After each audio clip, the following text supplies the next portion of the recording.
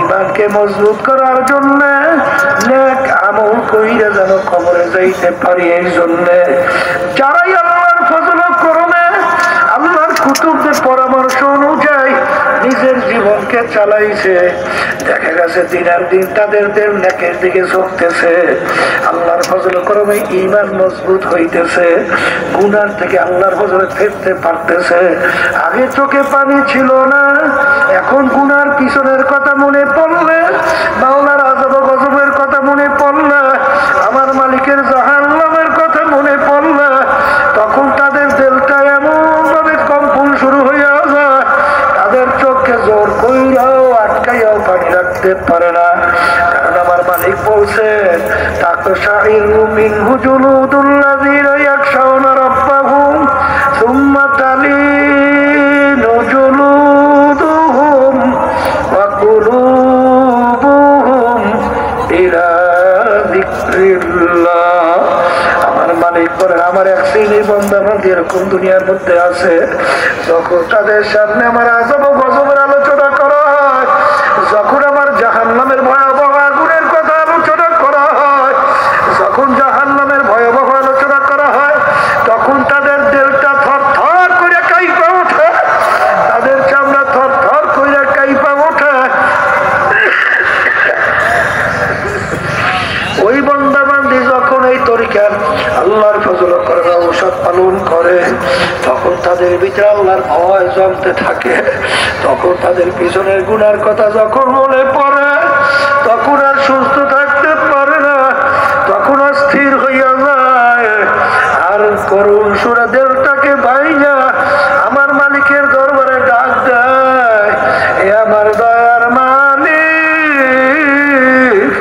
নাফরমান তোমার দরবারে হাজির।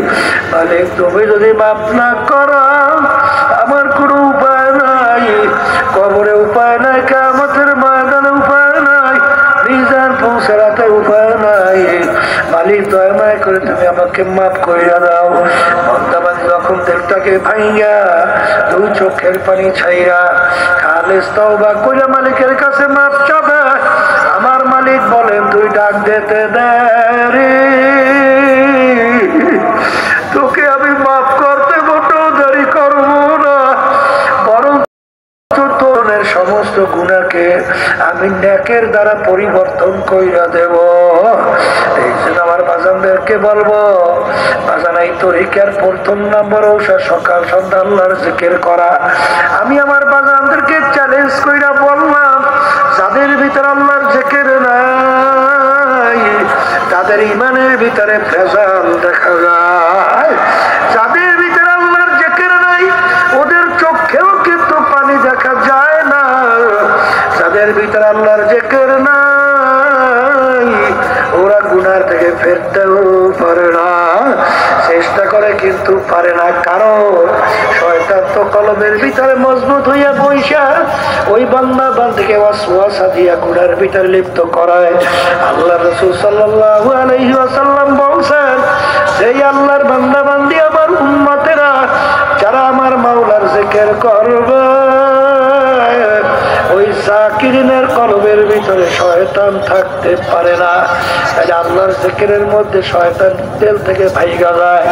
এই জন্য আমার বাজানদেরকে বলবো, ভালো লাগুক বা না লাগুক, কারণ তুমি যখন বইসা লা ইলাহা ইল্লাল্লাহ যখন তুমি জিকির করবা, না বইলে যখন তোমার মাথা ডান কাঁধের দিকে ঘুরাবা, তখন তুমি কি খেয়াল করো, নাই নাই নাই, আমার পীরের গরম নাই, আমার মুফতির গরম নাই, আমার মুহাদ্দিসের গরম নাই, আমার শাইখুল হাদিসের গরম নাই, আমার মুহতামিমের গরম নাই, আমার চেয়ারম্যান এমপি মিনিস্টারের গরম নাই, আমার কাকার গরম নাই, আমার শিক্ষার গরম নাই, আমার বংশের গরম নাই, আমার সভাপতি সেক্রেটারির কোনো গরম নাই।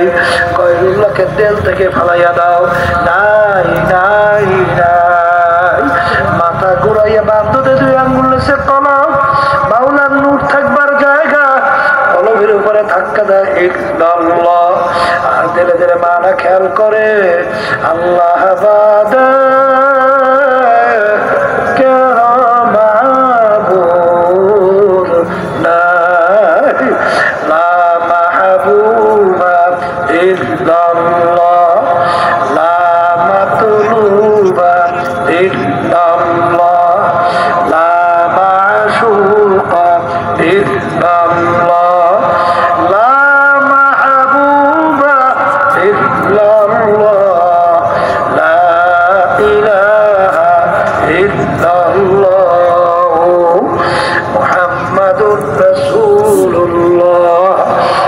এরকম গায়রুল্লাহকে কলব থেকে ফালাইতে ফালাইতে এক পর্যায়ে দেখবা তোমার দিলটা গায়রুল্লাহ থেকে খালি হয়ে গেছে। তখন ওই আল্লাহর বান্দা ডাক দিয়া বলে, এ হারতা বান্দা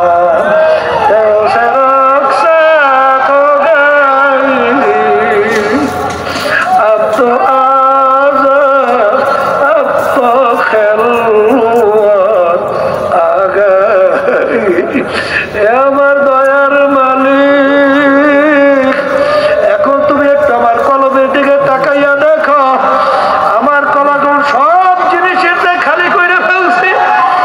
এখন তুমি দয়া মায়া কইরা তুমি একটু আমার কলবের মধ্যে আসো। মাওলার জিকির করলে ঈমান মজবুত হয়। কারণ কি, লা ইলাহা ইল্লাল্লাহ পড়তে পড়তে পড়তে পড়তে এক সময় দেখবা সমস্ত ক্ষমতার মালিক আল্লাহ, আইন দেওয়ার মালিক আল্লাহ, রিজিক দেওয়ার মালিক আল্লাহ, জোরে বলে বাঁচাই নেবার ওইটা মালিক আল্লাহ, রোগ দেওয়ার মালিক আল্লাহ, ভালো করার মালিক আল্লাহ। এক পর্যায়ে দেখবা কিছুই আমার মালিক ছাড়া সেই বান্দা বান্দি বুঝবে না, তখনই ঈমান নির্ভেজাল হয়ে যাবে। আল্লাহ রাসূল বলছে, আখলিস দীনাকা ইয়াকফিকা আমালুল কালিল। তুমি যদি ঈমানকে নির্ভেজাল করতে পারো, তোমার অল্প নেক আমলই তোমার জান্নাতে যাওয়ার জন্য যথেষ্ট। এই জন্য আমার বাজানদেরকে বলবো, পর্দালে মা বোনরা যারা শুনতেছেন, বাজার আল্লাহর থেকে সকাল সন্ধ্যায় ছাইরেন না। কারণ বাজার শয়তান থেকে বাঁচার জন্য, ঈমানকে মজবুত হওয়ার জন্য, আল্লাহর মহব্বত ভিতরে পয়দা করার জন্য আল্লাহর জিকির বেশি বেশি করা লাগবে। কারণ মান আহাব্বা শাইআন আকসারা যিকরাহু, যে যেই জিনিসকে বেশি মহব্বত করে তার জিকিরও কিন্তু সে বেশি বেশি করে। এই জন্য আমার বাজানদেরকে বলবো, এই তরিকার সঙ্গে জড়াইয়া ঠিক পথে ঔষধ পালন করো। এরপরে আমার বাজান রহমতুল্লাহি আলাইহি বলতেন, বাজান কবরে কিন্তু কোনো দলাদলি নাই। কেউ যদি কবরে পরিচয় দাও আমি চরমুনের মুরিদ, এই পরিচয় কিন্তু কবরের কাজ হবে না। কেউ যদি পরিচয় দেয় আমি অমুক দলের লোক, এই পরিচয় কিন্তু কবরে কোনো কাজ হবে না।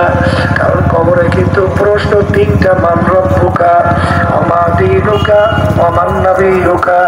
এই তিন প্রশ্নের ভিতরে কোথাও কিন্তু নাই তুমি চরমুনের কিনা, তুমি সারসিনার কিনা, তুমি ফুরফুরা জয়পুরার কিনা, তুমি তাবলিগের কিনা, জামাত ইসলামের কিনা, তুমি চরমুনার কিনা, তুমি অমুক আওয়ামী লীগের কিনা, তুমি বিএনপির কিনা, তুমি অমুক তমুক সমুক অমুক বংশের কিনা।